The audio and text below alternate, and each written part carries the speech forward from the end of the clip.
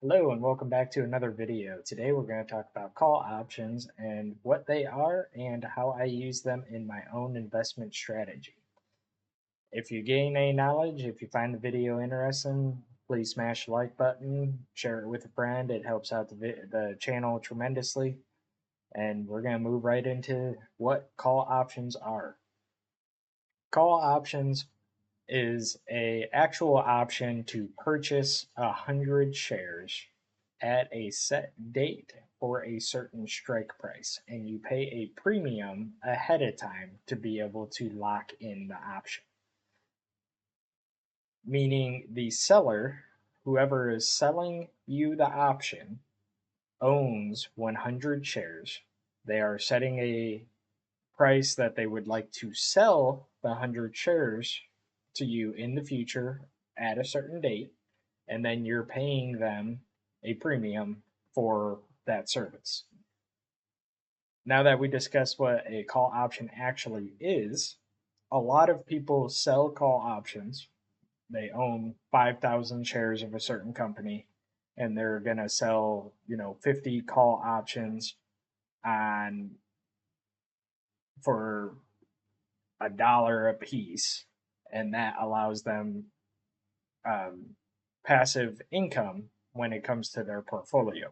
They're utilizing their ownership of the shares to make passive income for themselves. It's a great strategy for a lot of people, and you get to set your own strike price. Obviously, you want to set a strike price that's reasonable so that way people actually purchase the option because nobody has to purchase it. You're selling it directly to somebody else or you're buying it directly from somebody else. So if you don't like the premium, you don't like the strike price, you don't have to buy it, right? And with that being said, most call options actually expire worthless. And when I say that, that's because call options can be traded multiple times. It is not a set in stone, one time purchase, you're moving on. If I purchase a call option and the stock goes up by $20, we'll say, then I can resell that call option for a higher premium and pocket the difference myself. And now that next buyer owns the actual call option and they have the option to either sell if it expires worthless because they paid a higher premium for it, thus they weren't able to generate money, or they can hold all the way through and actually have the option get called, in which case they have to purchase the shares. That makes it a little scary because if you're playing options on Meta where it's $647 a share, and now all of a sudden you got to buy 100 of them. But if you're up and you're in the money, I guarantee you the premium of you selling is going to be higher than you buying all shares and selling all 100 shares. We're going to take a look at an example of what I'm talking about here, and we're just going to go through this slide real quick. They must own the 100 shares. All right, we're going to go into the actual example. So when you purchase an option, it gives you the ability to buy the 100 shares at a given strike price, right? So a $100 strike price with a $5 premium that has reached $120 would allow you to purchase all 100 shares at a cost of $105 per share, because the strike price was $100. So you're locking in, you're buying 100 shares at $100. You also paid a $5 premium per share, thus $105.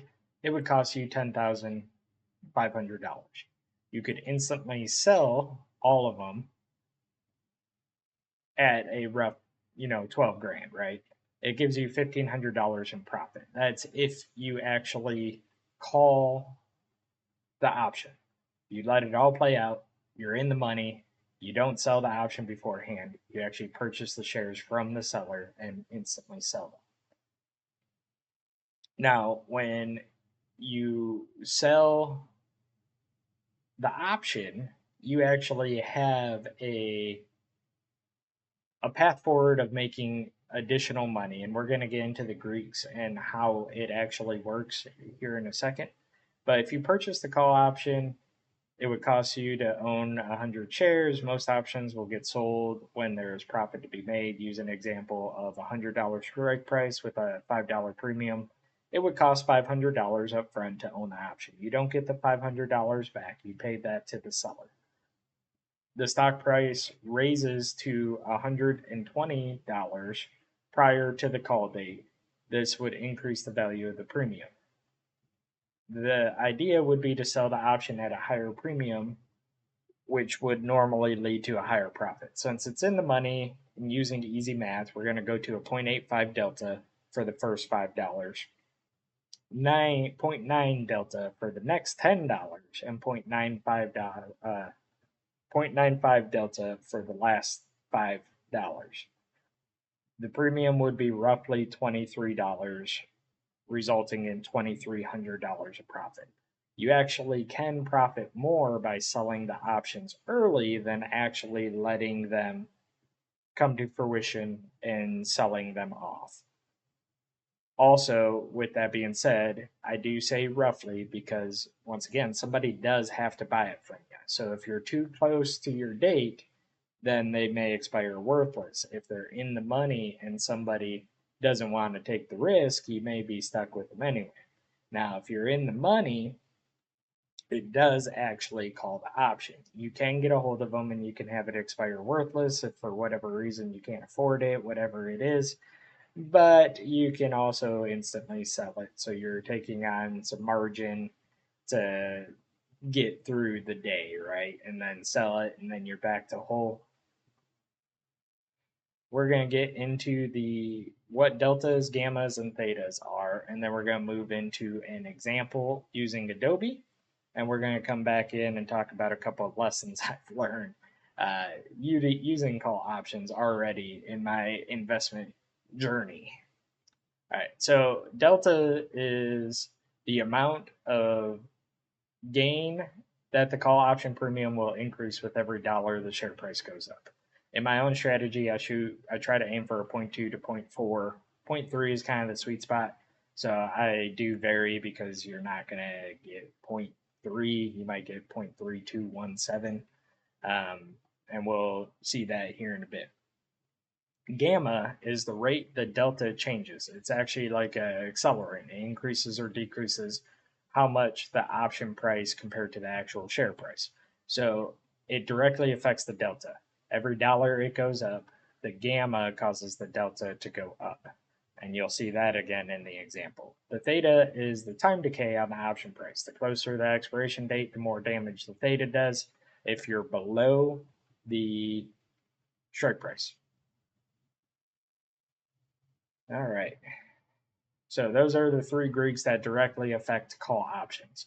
There's another one about essentially inflation and how that directly affects as well, and interest rates, how that affects, but those are not widely used. They're kind of more situational. So we're not really going to discuss those today. Just wanted to throw out there that there's 5 Greeks in total. So we're using Adobe.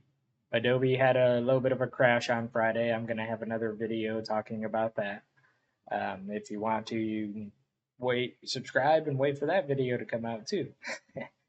All right, so you're going to see in here the delta. Now I explained what the theta and the gamma were, and you can see that from a 250 strike price to 247.5 strike price, the delta actually goes up by 0.0489, and that 0.0489 is actually going to be the gamma.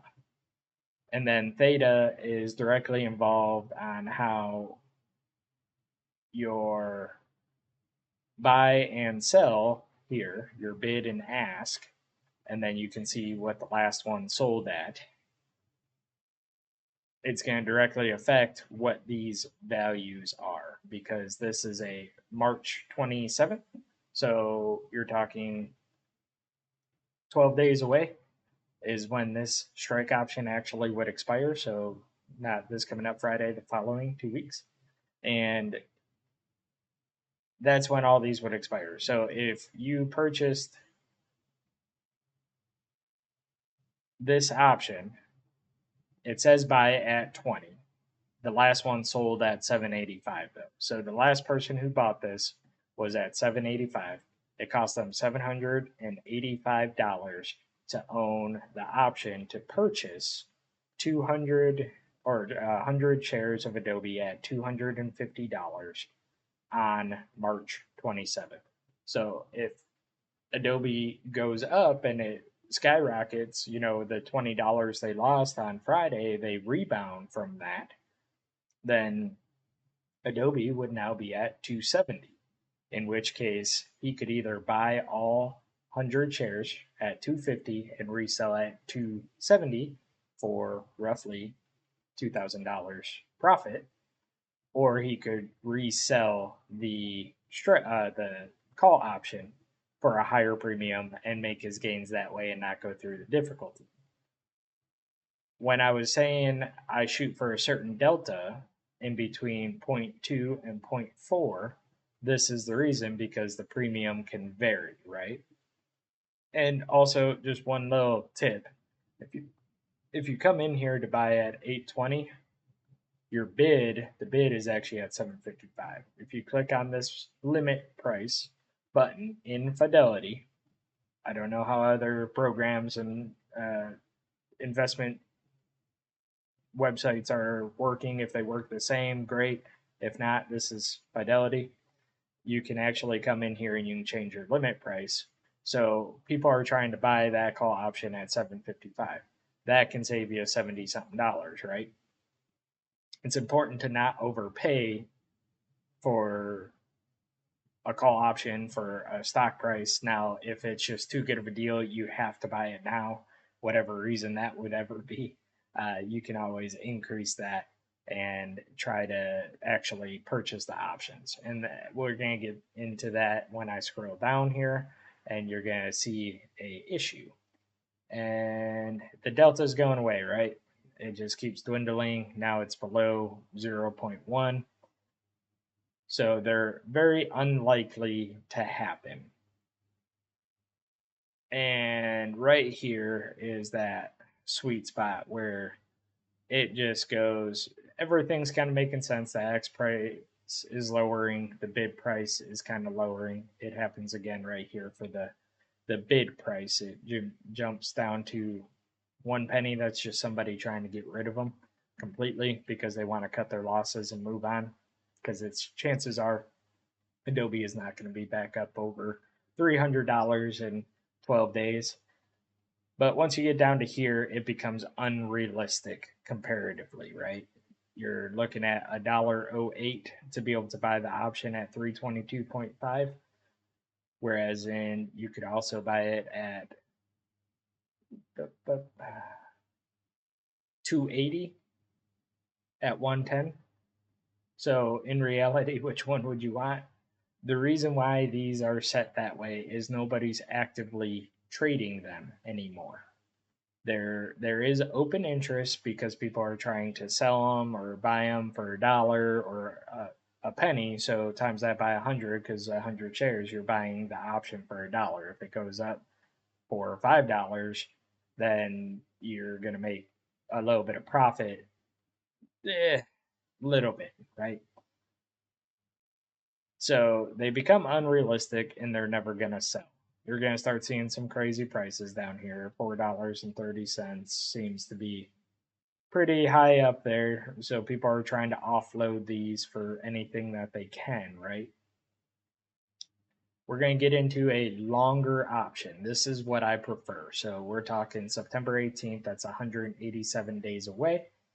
This is what I prefer. I prefer to come out here ways past the next earnings in case the earnings report's bad, and then they come out with some news afterwards as to how they're going to improve or how they're going to maintain. You can see some of these prices here are actually pretty high, and that's because you're buying it at 125. So you're buying 100 shares at $125, and that's if anybody even is willing to sell that strike price anymore. That means they're so far in the money that they might want to just hold on to their shares. But if they sell, then they get a premium of 13 grand. One $13,170 if you were to buy one option is what it would cost right now. The last one went for 152, so that's actually a pretty good chunk of change. Once again, that's passive, but it's borderline guaranteed that some of these in the money calls are going to actually get called, and they're actually you're going to end up losing your 100 shares. But when you sell at the 125 strike price, you make that in your premium, and then when they buy them, you do make another $12,500 when they actually purchase them from you. So in reality, that person is paying a total of 27.7 for 100 shares of Adobe, and Adobe's actively going for 250. So you times that by 100, it'd be 25 grand. You're still making $2,000 more by offloading them this way. And if they don't call the option for whatever reason and it does end up expiring, then you get to keep the 100 shares and you get to do it again. That far in the money, that would be great profits. But that's I'd say it's very risky. It's not risky at all. It's just very not for certain that you're going to be able to keep those shares, right? You sell in the money share, you're more than likely going to be getting, or in the money call, you're more than likely going to be losing or selling your 100 shares. So this is actively a call option that I have available at I believe it is 320 here, just under my 30 delta, and that's going to be a buy at 1190 is the last one sold. That would be where I actually purchase shares is around that 0.3 delta, and then I have lenience one way or the other depending on what premium prices are and how much I actually believe in the stock to be able to go up by a certain date. So that is a example of how to purchase a call option, what you're actually looking at on Fidelity, and what the data, the implied volatility, the pricing actually looks like. Just don't get caught up in going nailing the purchase button there and paying the 1170 when there's a chance you can pay 1030. Now you're talking about $140 difference per call option. All right, let's get out of this and go back to here. And some of my lessons learned. Short calls are cheaper. Long calls have a higher premium. Long calls are what works best for me, given I research stock and I believe the value is going to go up. I only have been looking at stocks that I believe in and companies that I think are going to do very well. And I like to buy good value companies at great value prices, in which case that means I'm not into it to be looking at what companies are also going to be going down and shorting and putting on puts and things along those lines. I do enough research as it is just to be able to look at the good companies and make sure that they're still good and maintaining and tracking them. With my own strategy, I always make sure to pull profits in options. If they go up 50%, I sell off 25% of my options. That offsets half of my cost of purchasing the options. So if they go up 50%, I sell off a quarter. So if I buy 4 options, for $1,000, it goes up to $1,500. I sell off $250, and it all just kind of cycles. So then I go up another 50%. I sell off 25% again, and then I'm actually going to be pretty much trading with 2 options that were for. That's kind of the idea behind my own strategy. Depending on the expiration date, you can roll options to reset your expiration date at an increased premium. It does not work on a losing stock. If a stock is just a loser and you're trying to prolong the inevitable, which is meaning you lost your money, you ain't getting it back, sell off what you got, move it into somewhere that you can potentially make money in.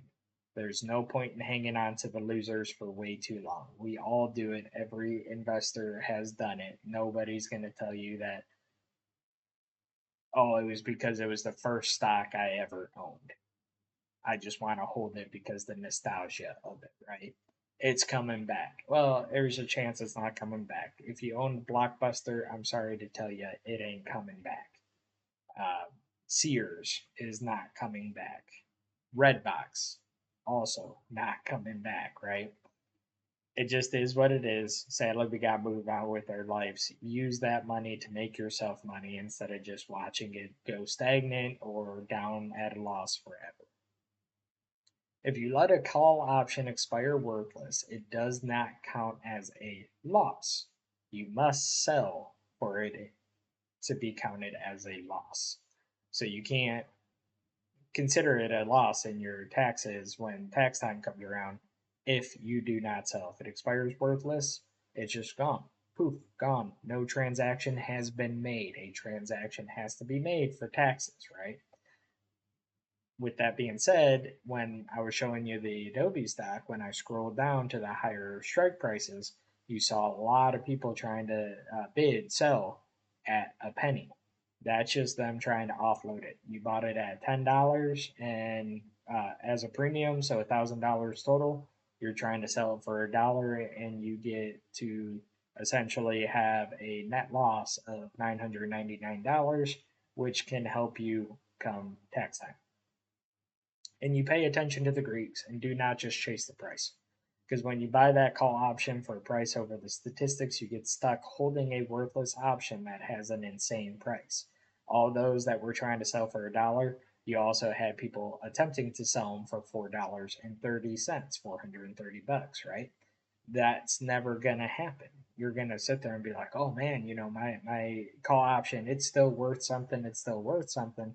It's so far out of the money and too close to the strike, to the date, the expiration date, that you're never gonna get your money back. It's gonna look like you can. I ended up having a stock. It was L3 Harris. Right before they ended up getting a couple of deals with the government, I bought them. Well, they ended up going up, skyrocketing. I bought more because I thought they were going to continue, and this was my introduction to call options. Oh, they came crashing back down. Every single day I'd wake up and it would start at $1,400 for the call option. It was really trading around $200, so $2 premium instead of the 14. So every single day I'd watch it, I'd be up a couple grand, and then all of a sudden I try selling them off, can't sell them off, nobody's buying them, and it came back down to 200. I think I ended up selling them for like $8.60 a piece. I had like three or four options, so I only ended up making like $500-600 in all of it. But it was mentally straining watching that happen every single day. So make sure you're following your Greeks. That's before I even knew about Greeks. I was like, oh, I like that company, buy. And yeah, you get hung up in some of that kind of stuff. So, how I use options in my investment journey. Once again, I am not a financial advisor. I'm not your financial advisor. You need to research and invest your own money wisely and the way that you choose fit, not because some guy on YouTube drinking coffee told you to. First thing is always do your own research. Follow the news and trends to look for sell offs. I like using the news and the trends not for my long term holds, but for my call options. Adobe's one of them. The CEO just is retiring after 18 years of service, and they also had a court case happen because they were hiding the ability to cancel their subscription. So they just paid out with that. They agreed to a deal, and the stock was down $20 in a single day. In my mind, I bought a couple of call options. If it bounces back $20, I make a couple grand, move on with my life. but I will always make sure I pull my profits. Begin following the stock to track the trends, buy the shares or what I call real property. So if I want to track Meta, I buy a share of Meta.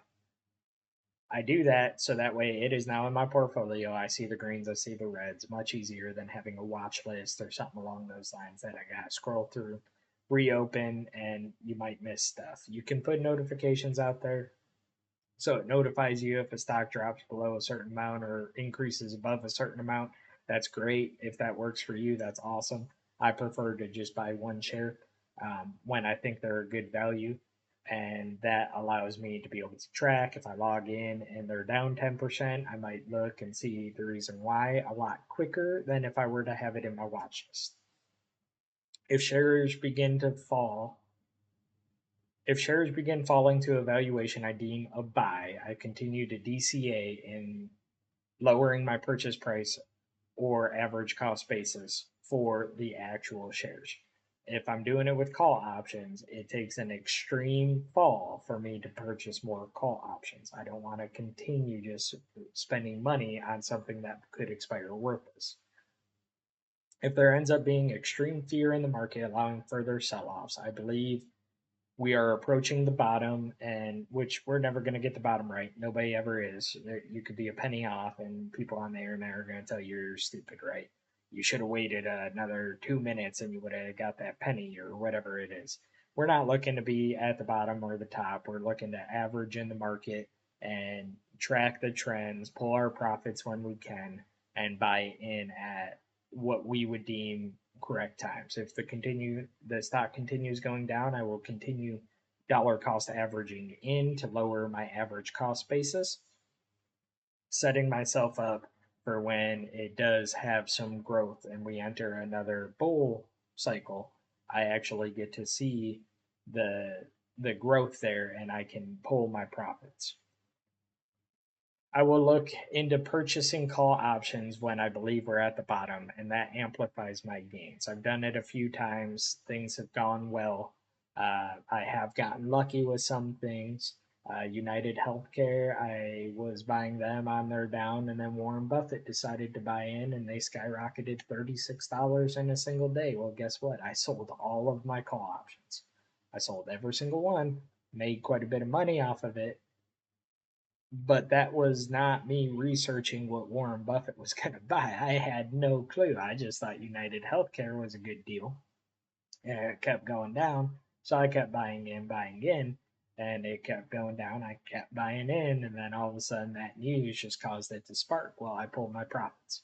It would have been silly for me to not pull my profits. It just, either way, you got to make sure you stick to what you're wanting. If you want to double your money and you hit that 100% gain, sell. Don't hold on. Don't play the what if game. If you play the what if game, well, you can always do one better. What if I would have guessed different numbers on the lottery? It's not going to happen. It's not going to change anything. But if you pull your profits, then you're not playing what if I would have just sold. Forget about the little bits of profit that you lost and just be happy with your own investment strategy, whatever that is moving forward. If and when the price begins to go back up, I sell the call options at a profit and I may purchase additional shares depending on the price. Thus, if I really believe in the company and that's the reason why I buy the call options, then I'm going to sell the call options for a profit and I'm going to reinvest that profit directly back into actual shares or real property of ownership of that company. If you enjoyed this video, that's a part of my investment strategy. Hopefully you did. Hopefully you learned something and maybe you can incorporate some of this into your own. Once again, investing is technically borderline gambling. It's always going to be a risk. You're putting your money up there. One more thing I really like about call options is you can only lose at maximum the premium. There, you if it expires worthless, you lose the $500 you put towards the premium, and that's all you can lose. There is no getting sold out and losing $5,000 when it only costs you $50 to start. You only can lose the premium.